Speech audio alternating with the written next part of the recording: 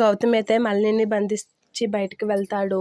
ఇక అది తప్పించుకోవడానికి మళ్ళీ చాలా ట్రై చేస్తూ ఉంటుంది. ఇక మల్లిని కలవడానికి మాలిని అయితే గౌతమ్ మల్లి దగ్గరికి తీసుకుని వస్తాడు. అలా తీసుకొని మాలినికి రూట్ తెలియకుండా తనే కళ్ళకి గంతలు కట్టేసి అయితే తీసుకొని వస్తాడు. ఇక గౌతమ్ని ఫాలో అవుతూ ఉంటాడు అరవింద్. అది తెలియక గౌతమ్ అయితే మాలిని దగ్గరికి తీసుకెళ్తాడు. ఇక మళ్ళీ అయితే గౌతమ్ నుంచి ఎలాగైనా తప్పించుకోవాలని నెమ్మదిగా ట్రై చేస్తూ ఉంటుంది.